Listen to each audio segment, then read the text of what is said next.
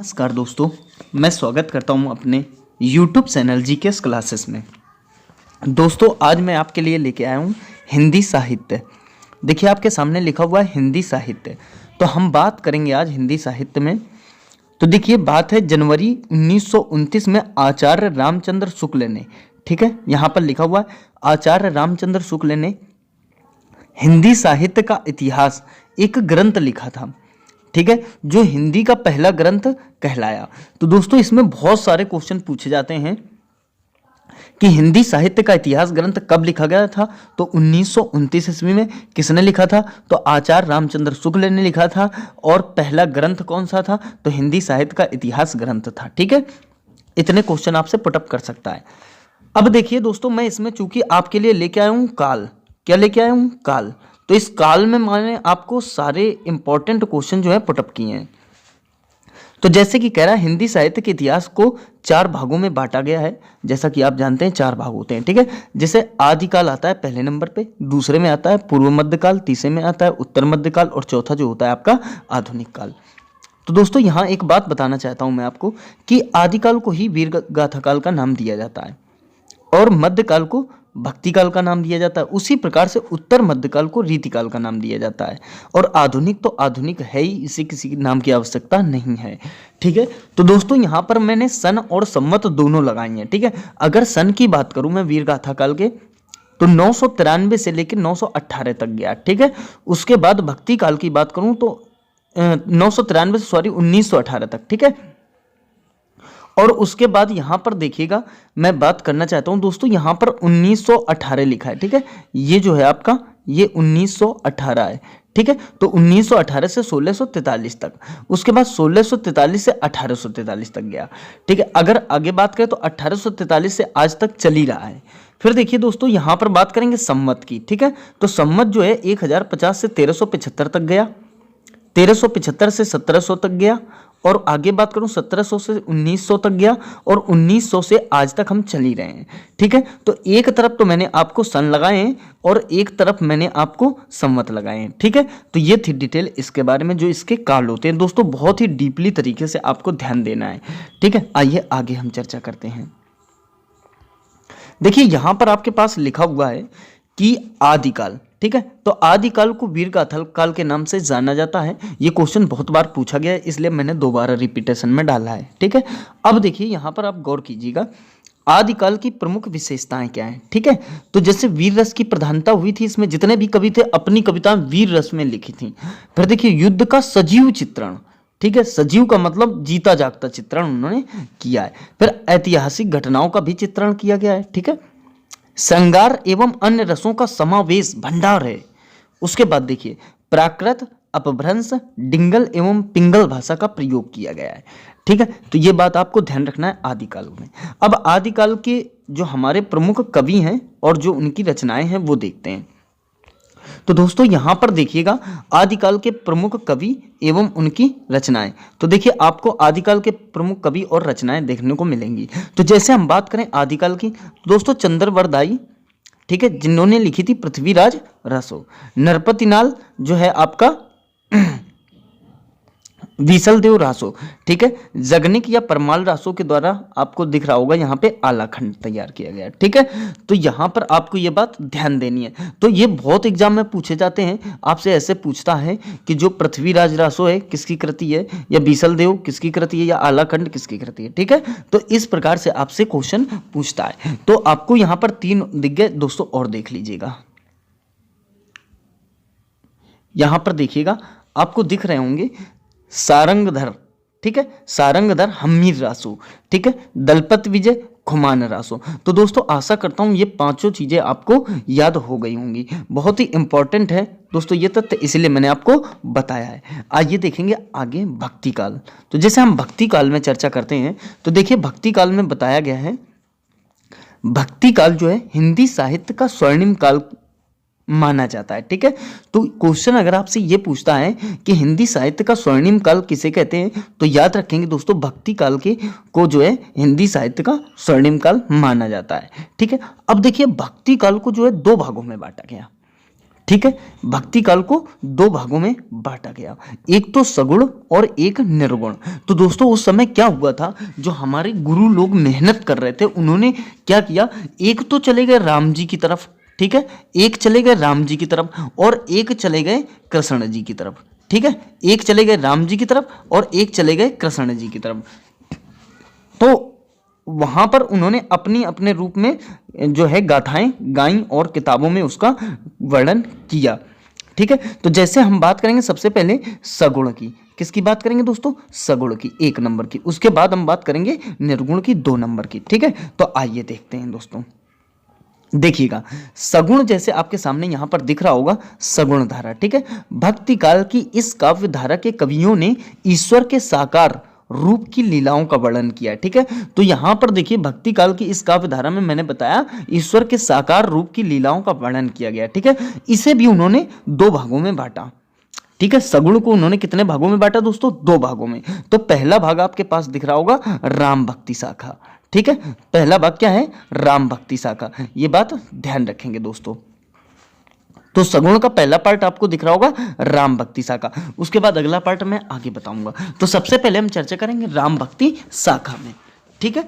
तो जैसे राम भक्ति शाखा में आप देख रहे होंगे लिखा हुआ है, इस शाखा में राम के जीवन के चरित्र को आधार बनाया गया, ठीक है। फिर इनके माध्यम से समाज को आदर्श मूल्यों, स्वास्थ्य और गुणों, सामाजिक पारिवारिक मूल्यों की शिक्षा देने का प्रयत्न किया गया, ठीक है। तो राम भक्ति के अंतर्गत जो कवि आएंगे दोस्तों वो हम देखेंगे, ठीक है। तो देखिएगा, देखिए यहां पर लिखा हुआ है इस शाखा के प्रमुख कवि एवं उनकी रचनाएं, ठीक है। तो इस शाखा के दोस्तों जितने भी प्रमुख कवि होंगे उनकी रचनाएं हम आपके सामने रखते हैं। तो देखिए जैसे हम बात करेंगे तुलसीदास की, तो दोस्तों रामचरितमानस, ठीक है। अग्रदास की जो है अष्टयाम है, नाभादास की जो है भक्तमाल है, केशवदास की जो है दोस्तों रामचंद्रिका है। एक बात ध्यान रखेंगे दोस्तों, ये तो मैंने कवियों के लिए लगाया है आपको, ताकि आपको ये पता चले कि सगुण में कौन कौन से कवि हैं। बाकी रचनाओं का पार्ट मैं अलग से अपलोड करूंगा, ठीक है। तो यहां पर यह बात आपको ध्यान देनी है कि इसमें तुलसीदास, अग्रदास, नाभादास और केशवदास। उसके बाद दोस्तों आगे देखिए, आगे जैसे मैं बात करूंगा तो देखिए मैंने आपको बताया था जो सगुण है वो 2 भागों में बट गया था, ठीक है। सगुण कितने भागों में बट गया था, 2 भागों में। तो जैसे मैंने आपको बताया सगुण जो है आपको 2 भागों में बट गया था। तो एक तो दोस्तों राम भक्ति में बट गया था, ठीक है, एक जो है राम भक्ति में और एक बट गया था आपका कृष्ण भक्ति में, ठीक है। तो ये बात ध्यान रखने वाली है। उसके बाद दोस्तों आगे देखते हैं। तो इतनी बात पता चल गई कि सगुण कितने भागों में बटा, 2 भागों में। लिखा हुआ है आपके सामने, एक राम भक्ति दोस्तों और दूसरा कृष्ण भक्ति के पार्ट में बट चुका था। अब देखिए दोस्तों अगर मैं यहां पर चर्चा करूं आपसे, तो देखिए यहां पर दिख रहा होगा कृष्ण भक्ति शाखा, राम भक्ति की कवि और राम भक्ति की जो शाखा थी वो हमने पीछे देख रखी है, ठीक है। तो देखिए दोस्तों कृष्ण भक्ति शाखा में कृष्ण के चरित्र को आधार बनाकर काव्य रचना की गई। इस शाखा के प्रमुख कवि एवं उनकी रचनाएं जो है निम्नलिखित हैं, ठीक है। तो देखिए इसमें जो प्रमुख कवि है, तो देखिए सूरदास बात करें तो सूरदास की आपने पढ़ी होगी, सूरसागर, सूरसारावली, साहित्य लहरी वगैरह जो है ये सूरदास की रचनाएं हैं। दोस्तों यहाँ पर हमें कवि देखने थे लेकिन मैंने एक एक रचनाएं उसकी भी डाल दी है, ठीक है। फिर देखिए मीराबाई की अगर बात करें दोस्तों, तो मीराबाई जो है आपकी मीराबाई की पदावली, ये उनकी रचना है, ठीक है। रसखान की बात करें दोस्तों तो प्रेम वाटिका आ जाता है। तो यहां पर जैसे कि आपने देखा सूरदास सूरसागर से संबंधित है, मीराबाई मीराबाई की पदावली से संबंधित है, रसखान प्रेम वाटिका से संबंधित है, ठीक है। उसके बाद दोस्तों अगर देखिएगा तो इस शाखा में अष्टछाप के कवि भी थे, ठीक है। इस शाखा में अष्टछाप के कवि भी थे, ये बात ध्यान रखनी है दोस्तों आपको, ठीक है। आशा करता हूं हर बात आपको समझ में आ गई होगी। देखिए दोस्तों आगे, तो यहां पर देखो आपने देखा था अभी कौन सी, तो यहां पर अभी आपने देखा था सगुण, ठीक है। क्या देखा, सगुण देखा। अब दोस्तों हम चर्चा करेंगे निर्गुण में, ठीक है। तो देखिए निर्गुण की बात करें, देखिए दिख रहा होगा आपको निर्गुण धारा। तो सगुण धारा हो गया दोस्तों, अब हम बात कर रहे हैं निर्गुण धारा में। तो देखिए जिन कवियों ने ईश्वर को निराकार रूप में अपने काव्य में स्थान दिया है उन्हें निर्गुण धारा के कवि के रूप में जाना जाता है, ठीक है। इसको भी 2 भागों में वर्गीकृत किया जाता है, ठीक है। दोस्तों देखिए निर्गुण को भी 2 भागों में वर्गीकृत किया जाता है। तो निर्गुण के अगर मैं 2 भाग बताऊं आपको, ठीक है, तो एक तो हो जाता है दोस्तों ज्ञाना मार्गी, ठीक है, एक ज्ञानामार्गी और एक हो जाता है दोस्तों प्रेम मार्गी, ठीक है, या प्रेम, तो इसे ज्ञाना मार्गी भी बोल सकते हो या ज्ञानाश्रयी भी बोल सकते हो, ठीक है, ज्ञाना मार्गी या ज्ञानाश्रयी, प्रेमा मार्गी या प्रेमाश्रयी, ठीक है, श्रयी लिखें तो ऐसे लिख सकते हो आप, ठीक है, तो ये बात ध्यान रखनी है आपको। तो ज्ञानाश्रयी, प्रेमाश्रयी ऐसे भी आप कह सकते हो। तो दोस्तों यहां पर देखते हैं, मैंने आपको बताया ईश्वर को निराकार रूप में अपने काव्य में स्थान दिया, उन्हें निर्गुण धारा के कवि के रूप में जाना जाता है, ठीक है, इसको दो भागों में वर्गीकृत किया जा सकता है। तो मैंने आपको बताया एक ज्ञानाश्रयी, दूसरा प्रेमाश्रयी। तो जैसे हम बात करेंगे पहले नंबर पे, तो ज्ञानाश्रयी में बात करेंगे ना, तो या ज्ञान मार्गी कह दो आप, तो ज्ञान को ही ईश्वर तक जाने का मार्ग मानकर जिन्होंने काव्य साधना की